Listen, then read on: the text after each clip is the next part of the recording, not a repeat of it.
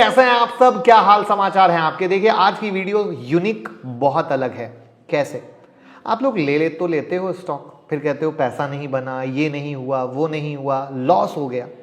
तो आज की वीडियो में हम कुछ ऐसी चीजें बताने वाले हैं जिसको फॉलो कर लिया तो कभी लॉस नहीं होगा, और जब लॉस नहीं होगा तो प्रॉफिट ही प्रॉफिट होगा मेरे दोस्त। तो आज की वीडियो को बहुत ध्यान से देखिएगा, क्योंकि देखिए कोई कंपनी फ्यूचर में कितना ग्रो करेगी ये उनके बोर्ड ऑफ डायरेक्टर के डिसीजन पे डिपेंड करता है। अगर वो सही डिसीजन लेते हैं तो क्योंकि हर एक मोड़ पर बोर्ड ऑफ डायरेक्टर्स को डिसीजन लेने पड़ते हैं, और उनके डिसीजन पर ही कंपनी के स्टॉक का फ्यूचर भी डिपेंड करता है। तो हम यहां पर लेके आए हैं एक यूनिक चीजें कि बोर्ड ऑफ डायरेक्टर्स के 5 ऐसे डिसीजन जिसके कारण कंपनी के स्टॉक प्राइस पर सबसे ज्यादा उतार चढ़ाव देखने को मिलता है। यानी ये चीजें अगर आप समझ गए तो आप समझ जाएंगे पैसा बनाने का रास्ता किधर से है, कब एंट्री करना है, कब एग्जिट करना है, कब पोजीशन को होल्ड करना है। तो क्या आप तैयार हैं? मैं मुकुल अग्रवाल आपका आप ही के यूट्यूब चैनल में स्वागत करता हूं। जो भी नए लोग हो चैनल को सब्सक्राइब करें, बेल आइकॉन हिट करें, रात के 8:30 बजे का शो कभी मिस ना करें, जहां देते हैं कुछ ट्रेड आप कमा सकें। स्टॉक मार्केट की किसी भी ब्रेकिंग न्यूज के लिए ट्विटर और टेलीग्राम से जुड़ जाएं, लाखों लोग जुड़े हुए हैं।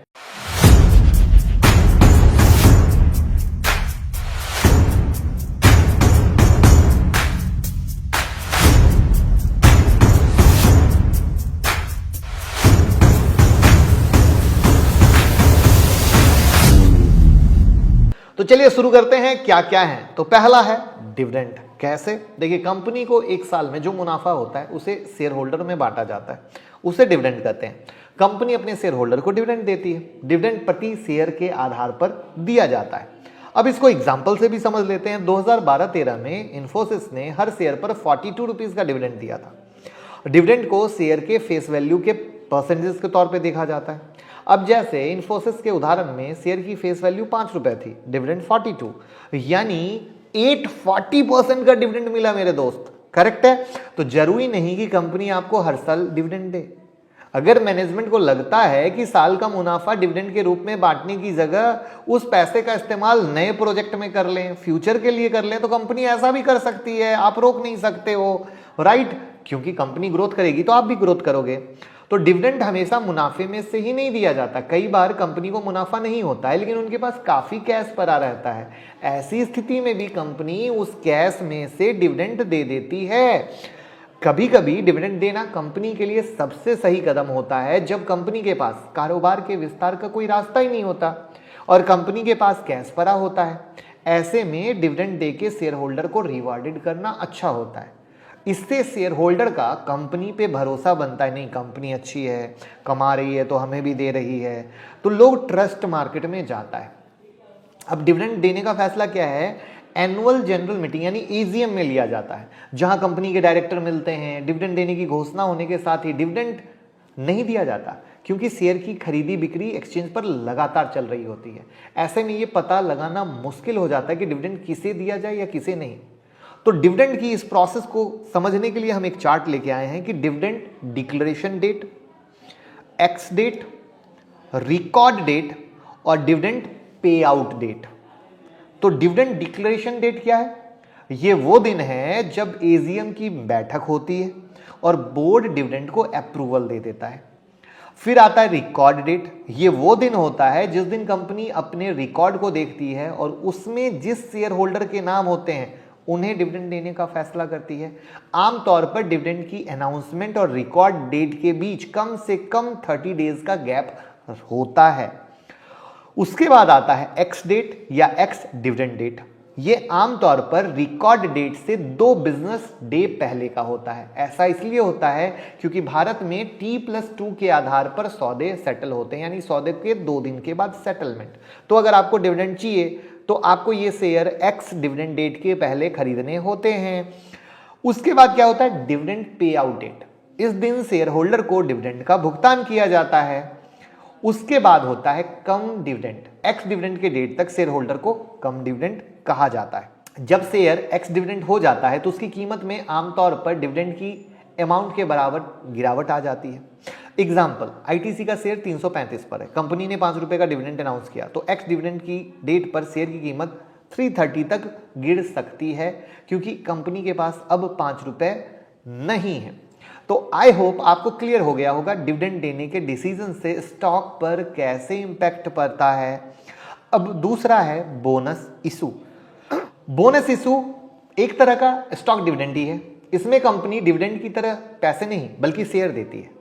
ये शेयर कंपनी अपने रिजर्व से जारी करती है। बोनस शेयर स्टॉक होल्डर को फ्री ऑफ कॉस्ट दिया जाता है। ये स्टॉक होल्डर को इस बेस पर दिए जाते हैं कि उनके पास कितने शेयर कंपनी के मौजूद हैं।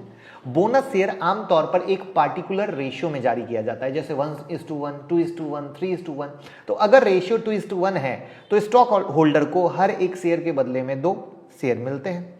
तो मतलब अगर शेयर होल्डर के पास 100 शेयर हैं तो उसे 200 शेयर मिलेंगे और कुल हो जाएंगे 300। लेकिन उसके पास शेयर तो बढ़ जाते हैं लेकिन इन्वेस्टमेंट की कीमत नहीं बढ़ती। आइए उसको समझने के लिए हम चार्ट से देखते हैं। यहां पर 1:1, 3:1 और 5:1 को हमने समझाने की कोशिश की गई है कि बोनस के पहले शेयर 100 थे, ठीक है। बोनस के पहले शेयर की प्राइस 75 थी, निवेश की कीमत 7500 थी। बोनस के बाद शेयर की संख्या आपकी 200 हो गई। बोनस के बाद शेयर की कीमत कितनी हो गई? 37.5। तो आपकी निवेश की कीमत कितनी हो गई? 7500 ही। तो ये फर्क समझना जरूरी है।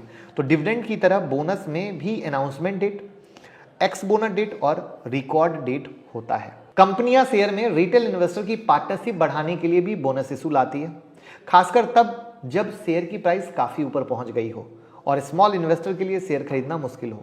बोनस इशू आने पर मार्केट में नंबर ऑफ शेयर बढ़ जाते हैं लेकिन उसकी कीमत गिर जाती है, हालांकि फेस वैल्यू नहीं बदलता। तो ये भी एक प्लस साइन है उस शेयर में एंट्री करने का कि किस तरीके से एक तो प्राइस गिरे जहां पे आपको परेशान होने की जरूरत नहीं है और किस तरीके से कंपनी पे भरोसा करके आप आगे एंट्री ले सकते हैं। अब चलते हैं थर्ड डिसीजन पॉइंट पर, स्टॉक स्प्लिट। इसमें भी बोनस की तरह नंबर ऑफ शेयर बढ़ जाते हैं लेकिन आपकी इन्वेस्टिंग वैल्यू और मार्केट कैप नहीं बदलता। स्टॉक स्प्लिट शेयर के फेस वैल्यू से जुड़ा होता है। एग्जाम्पल के लिए मान लेते हैं शेयर की फेस वैल्यू 10 रुपीज है और 1:2 के रेशियो में शेयर स्प्लिट होता है।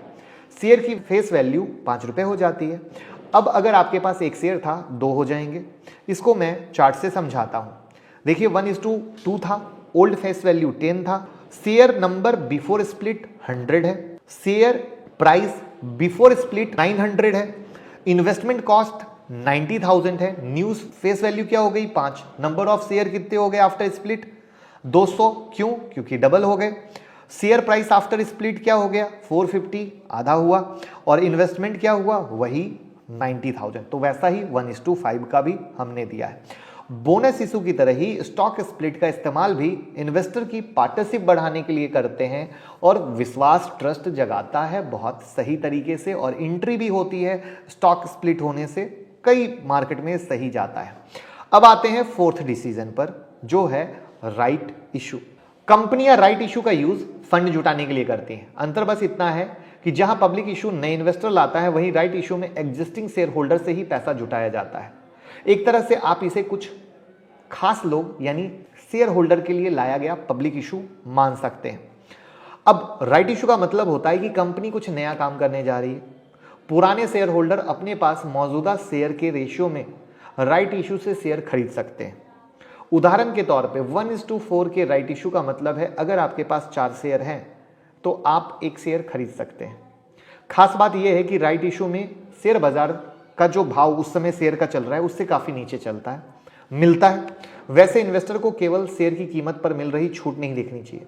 यह बोनस शेयर नहीं है, यहां आप शेयर के लिए पैसे दे रहे हैं, इसलिए आपको पैसे तभी लगाने चाहिए जब कंपनी के फ्यूचर को लेकर संतुष्ट हो। एक बात और, अगर राइट इशू के पहले बाजार में शेयर की प्राइस गिर जाती है और राइट इशू के नीचे भी चली जाती है तो उस समय शेयर को खरीदना सबसे अच्छा मौका माना जाता है। और जैसे अभी एयरटेल लेके आई थी, उससे पहले रिलायंस लेके आई थी राइट इशू। राइट, आप में से किन किन लोगों ने अप्लाई किया है कमेंट बॉक्स में जरूर बताइएगा। अब बात करते हैं बायबैक ऑफ शेयर। बायबैक में कंपनी अपने खुद के शेयर मार्केट से खरीदती है। इसे कंपनी के खुद के इन्वेस्टमेंट के तौर पे देखा जाता है। बायबैक से बाजार में कंपनी के शेयरों की संख्या कम हो जाती है। इसे कॉर्पोरेट फेरबदल का भी एक तरीका माना जाता है। बायबैक की और भी कई वजह हैं। पर शेयर प्रॉफिट को ज्यादा बढ़ाना, कंपनी में प्रमोटर का हिस्सा बढ़ाना, किसी और के टेक ओवर यानी कब्जा करने के चांसेस से बढ़ना, शेयर कीमत में आ रही गिरावट को रोकना ये दिखाता है कि कंपनी को अपने बिजनेस पर भरोसा है। यही वजह है कि कोई कंपनी बायबैक का अनाउंसमेंट करती है और प्राइस ऊपर जा सकते हैं। तो ये चीजें वो होती है जहां पे जो normal retail trader, retail investor होते हैं उनका भरोसा आता है, नहीं सही चीज है भैया, गिर रहा है लेकिन गिरने में भी बायबैक कर रहा है। कौन खरीदेगा बायबैक? जिसको भरोसा है, ट्रस्ट है, वही तो करेगा ना। तो ये वो चीजें हैं जहां पर चीजें सही तरीके से होती है। तो ये मेरा मानना है कि ये वो चीजें हैं जो आपको आनी चाहिए थी, जाननी चाहिए थी। आपके पूरे नजरिए को बदलने में ये हेल्प करेगा। तो कैसा लगा ये अपने आप का यूनिक वीडियो जरूर बताइएगा और लोगों के साथ शेयर कीजिएगा। और लिंक डिस्क्रिप्शन में है डीमेट और ट्रेडिंग अकाउंट का, फटाफट आप हमारे लिंक के साथ ओपन कर लीजिए, जिससे हमें भी लगे कि हम कुछ बेस्ट आपको देने की कोशिश कर रहे हैं, तो आप भी खुले हाथों से हमें प्यार दे रहे हैं। Thank you so much.